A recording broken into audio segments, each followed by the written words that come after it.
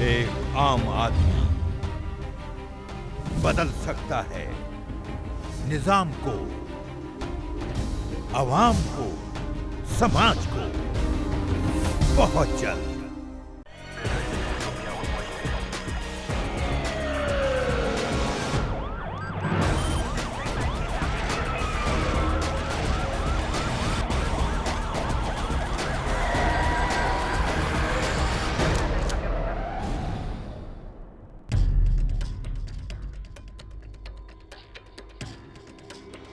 अस्सलाम वालेकुम नाजरीन, पुलिस फाइल के एक नए एपिसोड के साथ मैं हूं एसपी मूसा। आइए नजर डालते हैं आज के एपिसोड पर। आज की पुलिस फाइल में शामिल है, दूध लेने घर से निकला, दूध लिया ना वापस आया, कचरे से जली हुई लाश मिली, किसी से शनाख्त ना हुई, लंदन जाकर पढ़ने का शौक बन गया जिंदगी का रोग, शिकारपुर से आया अरसलान मेमन का केस। आज मैं ये कैसे खत्म कर देगा। चलो छोड़ो मुझे, चलो छोड़ो मुझे। चलो। अपना दुख बताया, जो बीता था सुनाया, देखिए मेरी कहानी में। छोड़ो मुझे, फाइल निकालो दे। जिला शिकारपुर से आया फर्स्ट ईयर के तालिब इल्म अरसलान मेमन का केस। क्या है इस केस का अहवाल, आइए देखते हैं।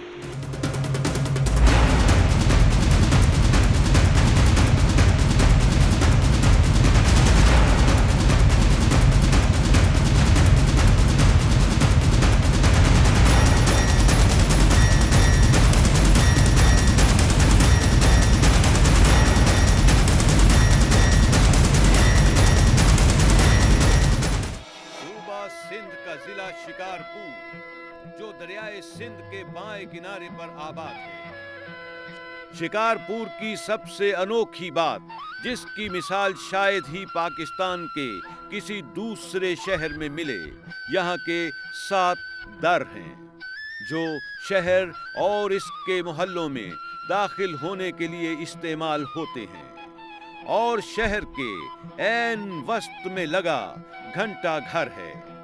इन्हीं 7 दर्रों में से एक वागोना नाम का दर है। ये है वागोना दर का एक मोहल्ला।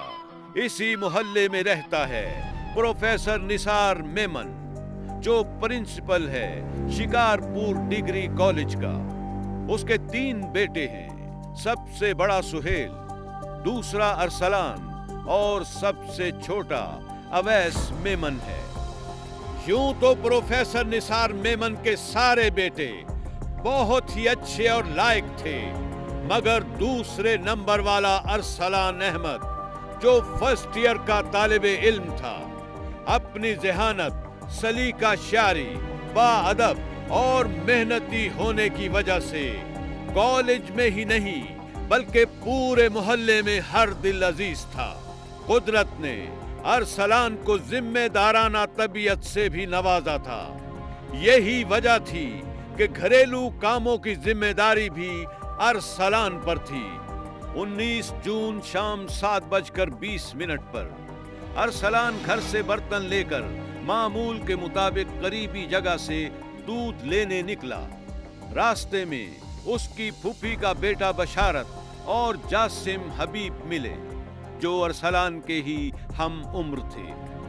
वो दोनों मोटरसाइकिल पर सवार थे। बशारत ने अरसलान से कहा कि आओ उस्ताद इफ्तिखार रसूल के यहाँ जाकर उससे इंटरनेट चलाना सीखते हैं। अरसलान ने कहा, मैं तो दूध लेने जा रहा हूँ, अगर तुम लोगों के साथ चला गया तो बहुत देर हो जाएगी। जासिम हबीब ने अरसलान से कहा कि बिजली 4 घंटे बाद अब आई है और 1 घंटे बाद फिर चली जाएगी, फिर कब आएगी कोई पता नहीं, इसलिए हमें अभी जाना होगा। जासिम की इस बात पर अरसलान अपने कजन बशारत और जासिम के साथ मोटरसाइकिल पर बैठकर उनके साथ चला गया।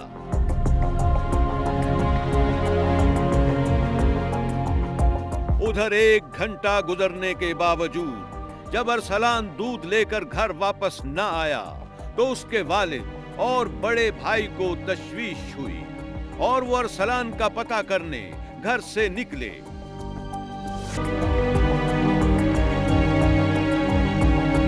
दोनों सीधा दूध फरोश के पास पहुंचे तो दूध फरोश की बात ने बाप बेटे की परेशानी में मजीद इजाफा कर दिया। दूध फरोश ने बताया कि आज अरसलान दूध लेने आया ही नहीं। दूध फरोश का जवाब सुनकर बाप बेटा दोनों सोच में पड़ गए कि आखिर अरसलान कहां चला गया है।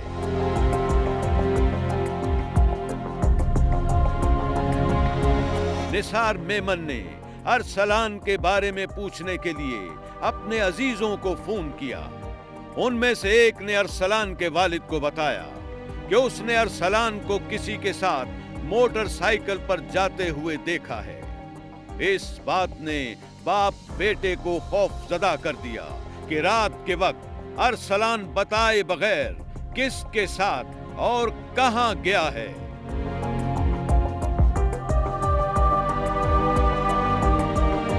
ब्रेक के बाद देखिए, दूध लेने घर से निकला, दूध लिया ना वापस आया, शिकारपुर से आया अरसलान मेमन का केस।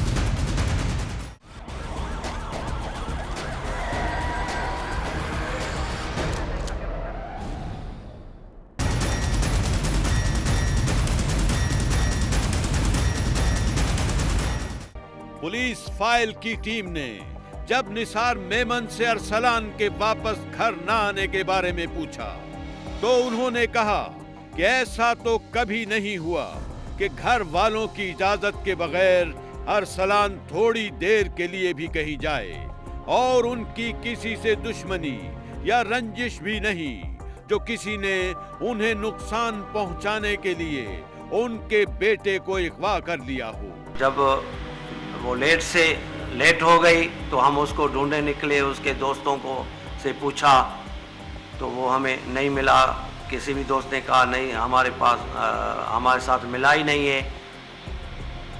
फिर जो है दूध वाले के पास गए, उन्होंने कहा नहीं मेरे पास तो आप लोगों का दूध पड़ा हुआ है, वो मेरे पास आया ही नहीं है। जो है दोस्तों को अपने अजीज़ों को उनको बुलाया कि ये जो है ना मेरा अरसलान गायब हो गया है। रात 10:30 पर निसार मेमन के मोबाइल फोन पर एक अजनबी नंबर से कॉल आई। अरसलान के वालिद ने कॉल अटेंड की। दूसरी तरफ फोन करने वाले शख्स की बात ने निसार मेमन की जान ही निकाल ली। कॉल करने वाले ने निसार मेमन से कहा, अगर तुम बेटे की जिंदगी चाहते हो तो कल 20 लाख रुपए लेकर लाड़काना आ जाओ, और फोन बंद कर दिया। प्रोफेसर निसार मेमन को समझ नहीं आ रही थी कि ये कौन लोग हैं जिन्होंने अरसलान को अगवा किया। उसकी किसी से दुश्मनी भी नहीं थी। उसने तो सारी जिंदगी किसी से सख्त बात भी नहीं की और तमाम उम्र लोगों के बच्चों की तालीम और तरबियत में गुजार दी। आखिर ये कौन लोग हैं जो उसके मासूम बेटे की जान के दुश्मन बन गए हैं? पुलिस फाइल की टीम को फोन कॉल करने वाले शख्स के बारे में अरसलान के वालिद ने बताया। खामोशी से पुलिस वालों से भी राब्ता रखा, उनको भी कहा भाई ये बात है। काफी सोच विचार के बाद निसार मेमन ने फैसला किया कि जाकर पुलिस को सारी बात बताए और वो फोन नंबर भी दे दे जिससे उसको कॉल आई थी, ताकि पुलिस कॉल करने वाले शख्स का सुराग लगा सके। यही सोचकर निसार मेमन पुलिस के पास पहुंच गया। उसने पुलिस को सारी बात बताई और वो नंबर भी दिया जिससे उसे कॉल आई थी। निसार मेमन से सारी मालूमात लेने के बाद पुलिस ने अरसलान अहमद और फोन करने वालों का सुराग लगाना शुरू कर दिया। अरसलान अहमद के अगवा के दूसरे रोज पुलिस को कचरे के ढेर से एक जली हुई लाश मिली। वो लाश इतना जल चुकी थी कि उसकी सिर्फ हड्डियां बाकी बची थीं। कचरे के ढेर से मिलने वाली लाश के बारे में SHO अनवर बरोही का कहना था कि वो लाश इतनी जली हुई थी कि उसकी शनाख्त इंतहाई मुश्किल हो गई थी। दूसरे दिन एक में जली हुई लाश मिला। अपना हमारा इलाका है मसन वहाँ पर जली वो लाश मिला, जो इतने जला हुआ था, जो उसका चेहरा सारा ढांचा वो ख़त्म हो गया था। फिर भी उसके बाद हम उस कोशिश में थे कि सिटी के अंदर प्रिंसिपल साहब का बेटा, एक शरीफ आदमी के बेटे को तावान के लिए अगवा किया गया है, तो हम उसको ट्रेस करने के लिए बड़ी कोशिश की। 24 जून 2012 रात 11:30 पर अरसलान के वालिद को दोबारा अजनबी नंबर से फोन कॉल आई। ये फोन कॉल उन्हीं अगवाकारों की थी जिन्होंने निसार मेमन से अरसलान की जिंदगी के बदले 20 लाख रुपए तावान मांगा था। अगवाकार ने निसार मेमन को धमकी देते हुए कहा कि अगर तावान की रकम फौरी अदा न की गई तो अरसलान को कत्ल कर दिया जाएगा। अरसलान के वालिद ने अगवाकार से उसके बेटे अरसलान से बात करवाने को कहा ताकि उसे यकीन हो सके कि अरसलान वाकई उन्हीं के पास है। अगवाकार ने निसार मेमन से अरसलान की बात न करवाई और फोन बंद कर दिया। निसार मेमन मजीद परेशान हो गया और उसे अपने बेटे की जिंदगी को खतरा महसूस होने लगा। निसार मेमन का पुलिस से पहले ही खुफिया तौर पर राबिता था और उसने इस काल के बारे में भी पुलिस को फोन करके बताया ताकि पुलिस अगवाकारों को ट्रेस करके गिरफ्तार कर सके और अरसलान उनके चुंगल से आजाद हो सके। पुलिस ने आखिरकार जदीद टेक्नोलॉजी की मदद से फोन कॉल को ट्रेस करके 4 लड़कों को गिरफ्तार कर लिया। हमने CDR की जदीद टेक्नोलॉजी है, अपनी CDR टेलीफोन कॉल्स जो थे, जो प्रिंसिपल साहब को कॉल किए उन्होंने, उसके ट्रेसिंग के बाद हम उसमें गिरफ्तारियां की। पुलिस ने जिन 4 लड़कों को गिरफ्तार किया वो कौन थे? क्या अरसलान बाजियाब हो सका? ये हम आपको बताएंगे एक ब्रेक के बाद। ब्रेक के बाद देखिए, दूध लेने घर से निकला, दूध लिया ना वापस आया, शिकारपुर से आया अरसलान मेमन का केस।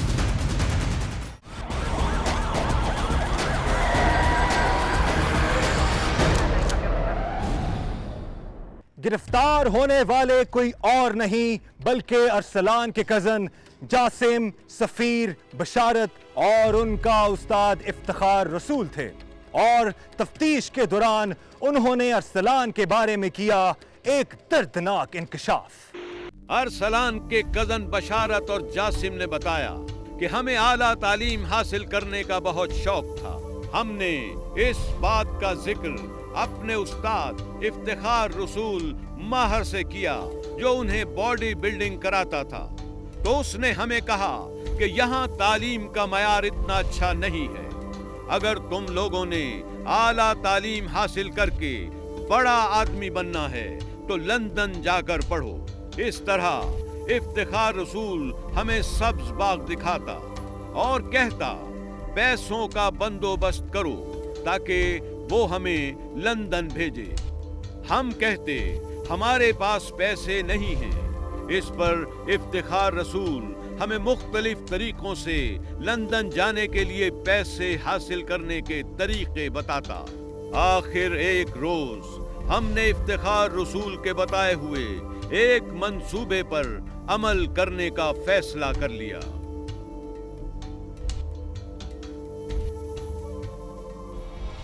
बशारत और जासिम मंसूबे के मुताबिक अरसलान को मोटरसाइकिल पर बिठाकर दाद भाई गोश्त के इलाके में एक मकान में ले गए।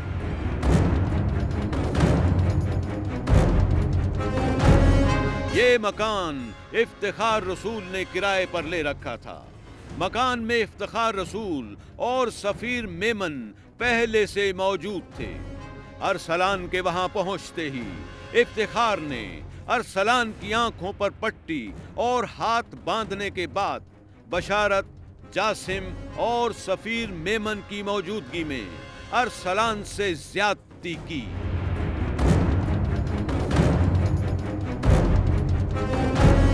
इसके बाद मकान में पड़ी एक टूटी हुई नाकारा छुरी से अरसलान का गला काटना शुरू कर दिया।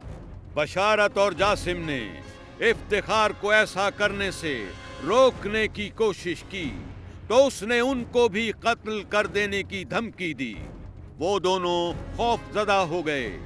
नाकारा छुरी से अरसलान का गला न कटा तो इफ्तिखार ने अरसलान के मुंह पर तकिया रख के उसकी सांस रोक दी। थोड़ी ही देर में अरसलान बेदम हो गया।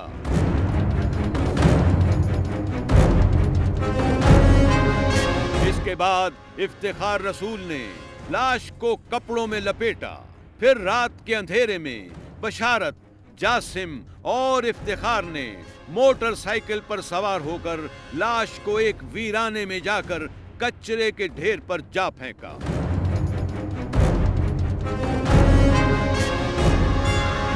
फिर इफ्तिखार ने उसके ऊपर पेट्रोल डालकर आग लगा दी ताकि लाश शनाख्त न हो सके।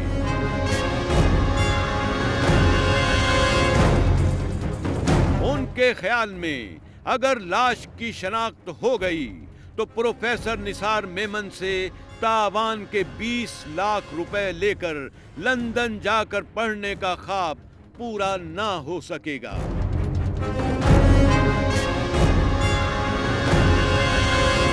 जासिम हबीब पुलिस फाइल की टीम से बात करते हुए कहता है कि मेरे उस्ताद इफ्तिखार रसूल ने लंदन जाकर पढ़ने के सुहाने ख्वाब दिखाकर अरसलान को अगवा करवाया।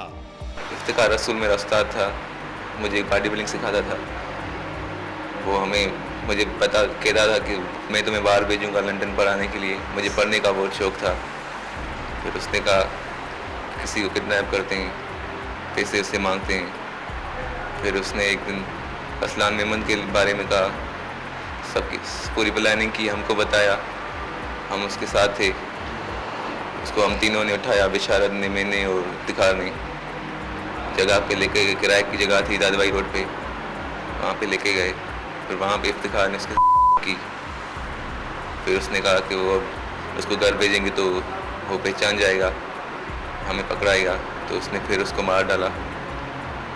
फिर उसको लेके फेंका हमने कचरे में। फिर उसने कहा कि लाश मिलेगी तो पैसे नहीं मिलेंगे। फिर उसने उसको जला डाला। अरसलान के कजन बशारतुल्लाह ने पुलिस फाइल टीम को बताया कि पुलिस को गिरफ्तारी उसने खुद दी है क्योंकि उसका ज़मीर जाग गया था। इफ्तिखार हमें बहुत ख्वाब दिखाता था, कहता था कि 7 से 8 लाख तुम्हें दूंगा। और जासिम को लंदन के ख्वाब दिखाता था और मुझे उसने बरगलाया। और फिर हमको उसने सफ़ी के साथ प्लानिंग की। फिर हम दोनों को भी बरगलाया। सफ़ी के साथ उसने जांच की।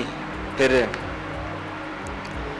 हमको बताया कि ये अरसलान कौन है। फिर सारी प्लानिंग की। फिर मुझे कहा और हम दोनों ने उस अरसलान को उठाया। फिर वहाँ लेके गए उताक पे। फिर उसके साथ की इफ्तिखार मैर ने उससे चाकू से मारा, उससे नहीं मरा। फिर उसके साथ की। फिर उसके साथ उसको घुटनों से मार डाला। फिर हमको भी धमकियाँ दी कि तुम किसी को बताओगे तो तुम्हारा भी यही असर करूँगा। हमको भी उसने बहुत टार्चर दिए। फिर हमने तीनों ने उसको उठाया और फेंक दिया। और उसने इफ्तिखार ने कहा कि सुबह पैसे नहीं मिलेंगे तो फिर हम जलाते हैं उसको। फिर उसने इफ्तिखार ने उसको जला दिया। इफ्तिखार रसूल और सफीर मेमन को जब अपना मौक़िफ़ पेश करने को कहा गया तो उन्होंने बात करने से साफ इनकार कर दिया। ब्रेक के बाद देखिए, दूध लेने घर से निकला, दूध लिया ना वापस आया, शिकारपुर से आया अरसलान मेमन का केस।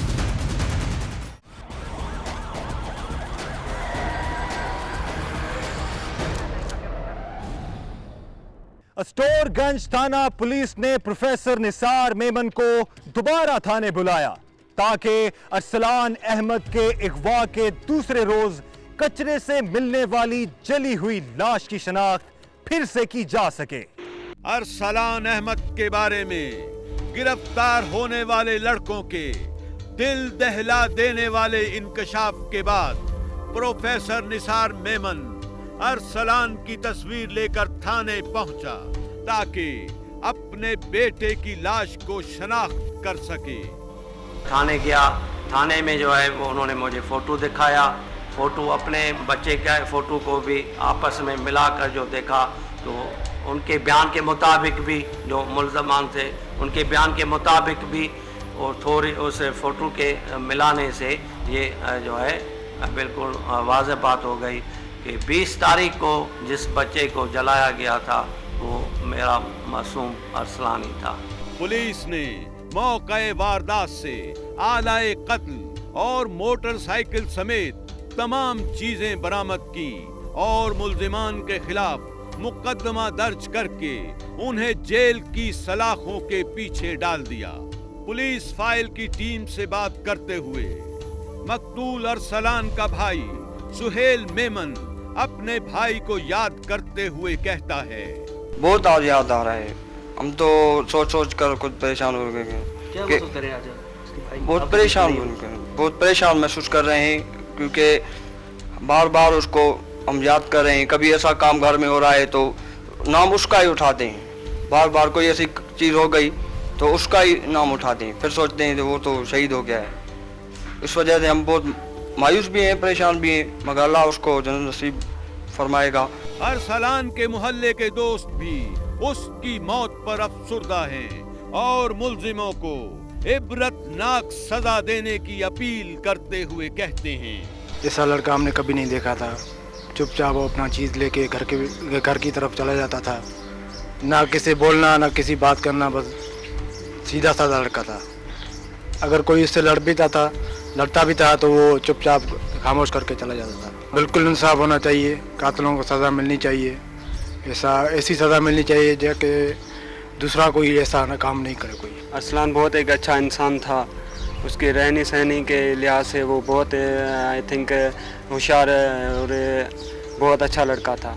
मोहल्ले में किसी से ना झगड़ता था, ना कोई उससे झगड़ता था, ना गाली वगैरह या गंदे अल्फाज भी कोई नहीं कहता था। उनके कातिलों को बहुत अच्छी ऐसी सज़ा मिले जो कभी ऐसी हरकत करने में कोई हिचकिचाई नहीं। पैसे के लालच और हवस ने खूनी रिश्ते और एक मेहरबान दोस्त को इफ्तिखार रसूल महर जैसे उस्ताद जो हमारे मुआशरे का रिश्ता हुआ नासूर हैं के हाथों दर्दनाक मौत देकर मनो मट्टी तले सुला दिया और माँ बाप, बहन भाइयों और दोस्तों को ना खत्म होने वाला दर्द दे दिया जो शायद चलती सांसों तक बाकी रहे। एसपी मूसा डीपीओ शिकारपुर से अपील करता है कि इस केस के तमाम शवाहिद जल्द अदालत में पेश करें ताकि मासूम अरसलान अहमद के सफाक कातलों के केस का जल्द फैसला हो और एक दुखी खानदान के दर्द का मदावा हो सके। आज मैं ये कैसे खत्म कर देगा। चलो छोड़ो मुझे, चलो छोड़ो मुझे। चलो। ब्रेक के बाद देखिए अपना दुख बताया, जो बीता था सुनाया। देखिए मेरी कहानी में। छोड़ो मुझे, बाहर निकालो दे।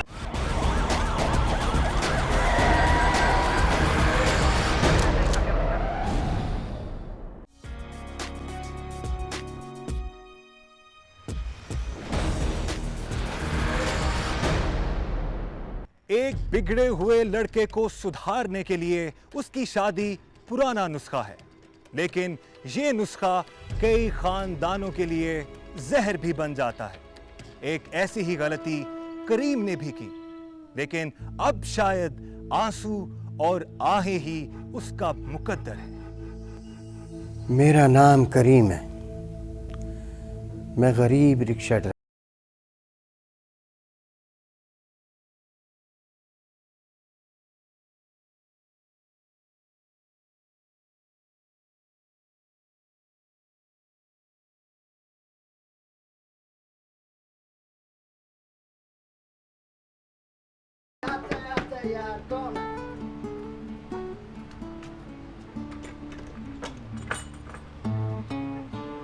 ओए मेरा यार अनवर, बखैर जोड़े तकड़े कई। ओए तगड़ा तगड़ा, ओए तू इधर बाहर क्यों खड़ा? ओए तेरे यार का घर है, अंदर आओ, अंदर आ मेरा यार। वो इतने सालों के बाद तू किधर से आया? वो देखो यारा, जब हमारे दिल ने तुमको मिलने का कहा तो हम इधर तुम्हारे पास चला है। तुम सुनाओ, सब घर बार में खैरियत है? ओए अल्लाह का बड़ा करम है, अल्लाह का बड़ा फजल है। इधर नहीं धूम में खड़ा हो, अंदर आ मेरे साथ, अंदर आ मेरा यार। ये लो ठंडा शरबत। बहुत शुक्रिया। अब बता, कैसे चक्कर लगा इधर यारा? वो आपसे मिलने के लिए आया है और एक खास काम के लिए आया है। खास काम? कैसा खास काम यारा? अनवर ने अपने बेटे के लिए मेरी बेटी का रिश्ता मांगा। अनवर दुबई में रहता था, उसका बेटा थोड़ा बिगड़ गया था।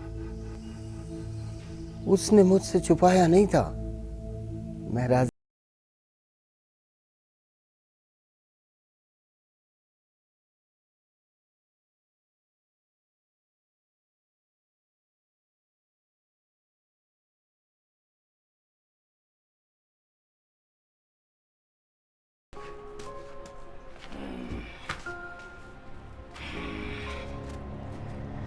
क्या पका है? वो सुबह से गैस नहीं था तो सोचा आप आओगे तो बाजार से मंगवा लेंगे। तो लकड़ी जला लेता ना। वो भी नहीं था। वो जो चीज घर में नहीं होता तो पहले क्यों नहीं पता था? सुबह से दोपहर हो गए, भूख लगी हमें, भूख। अब सुनो तो फिर ना। क्या बकवास किया तुमने? सुनो तो फिर, सुनो तो फिर, सुनो तो फिर, सुनो तो फिर। बकवास करते मेरे सामने, बकवास करते, बकवास करते। सुनो तो फिर, मुझे बोलते सुनो तो फिर। वो काफी बिगड़ा हुआ था, वो सीधा न हुआ, रोज मार पीट करता था और हर वक्त उसको गरीब होने का ताना भी देता था।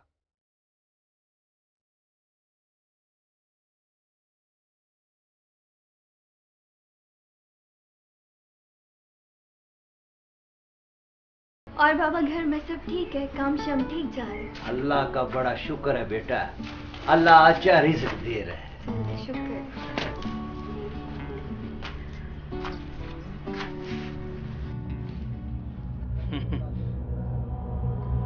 रिक्शे वाले का भी किस्मत खुल गई। अपनी बेटी का शादी अच्छे घर में बना के रोज अच्छा खाना खाने आ जाए। तमीज से बात करो, कुछ भी बोलता रहे। बाप के सामने हमें तमीज सिखाते?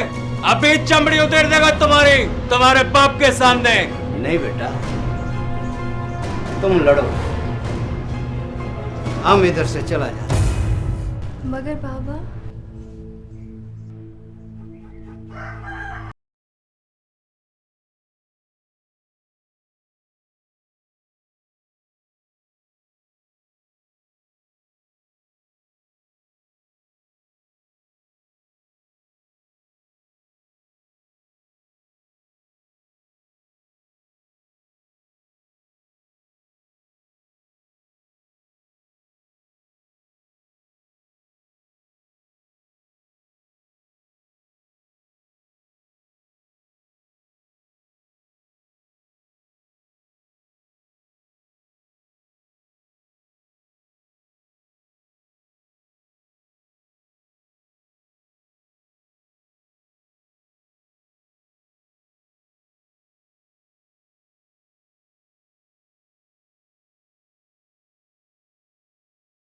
होने लगे।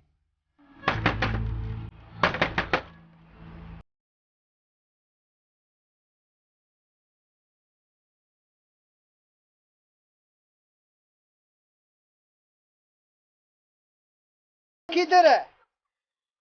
मुझको मार देगा बाबा, वो मुझको मार देगा। बड़ी मुश्किल से जान छुड़ा के आई हूँ बाबा। वो क्यों मार देगा मेरी बेटी को? और क्या हुआ क्या? बाबा हर वक्त शराब के नशे में धुत रहता है और फिर मुझको मारता रहता है। मैं नहीं जाऊंगी बाबा।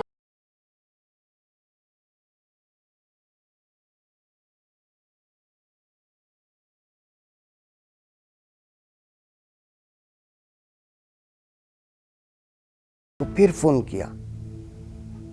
इस बात को 3 माह हो गए। 3 माह बाद वो पाकिस्तान आया तो सीधा मेरे घर आ गया। बस एक मौका और दे दो। ओ यारा, मैंने तेरा पहले भी बात मानकर बहुत बड़ा गलती किया। देखो करीम भाई, हम तुम्हारे आगे हाथ जोड़ते हैं यारा। ओ यारा, ये क्या करता है? क्यों शर्मिंदा करता है मुझको? करीम भाई, जब अपना औलाद ही गंदा हो तो फिर एक बाप यही कर सकता है ना। तुम हमारा बचपन का दोस्त है और गुललाला हमारी बेटी है। अगर अब कुछ हुआ ना तो हम अपने बेटे का साथ नहीं देगा, तुम्हारा साथ देगा। ये एक दोस्त का दोस्त के साथ वादा है।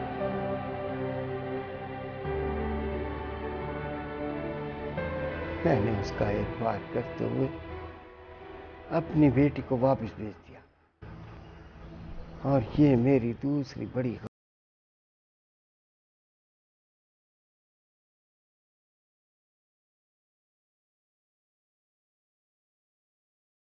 गई जाने के बाद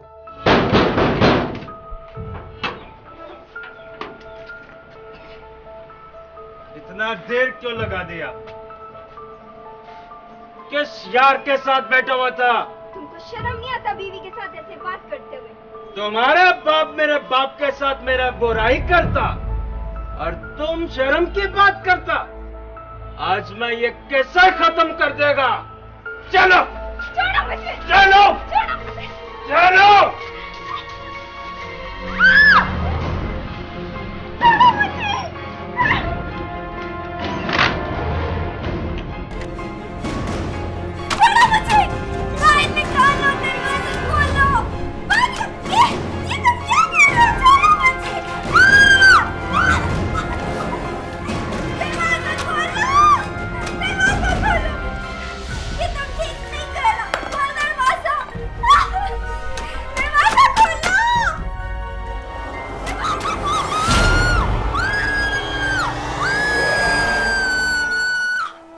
कई दिन तक मुझे बेटी का कोई इत्तला नहीं मिला।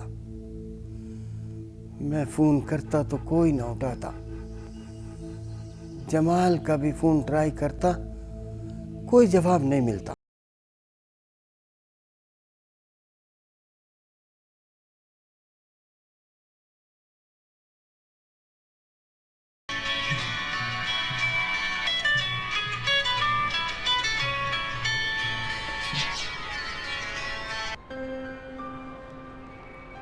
हेलो, अस्सलाम वालेकुम करीम लाला, किधर है? घर पे हूँ। खैरियत है? हाँ, वो इधर अस्पताल में मैंने गुले लाला के शौहर को देखा है। अस्पताल में? हाँ, वो गुले लाला को लाया है। कहता है कि उसने चूल्हे से खुद को आग लगा ली है। क्या बोलता है? जल्दी आ जाओ, उसका तबीयत बहुत खराब है। उन्होंने मेरी बेटी को जला दिया। अस्पताल भी 1 हफ्ते के बाद लाया। घर में दवाई का कोशिश किया, उसके जिस्म में पीप पड़ गया था।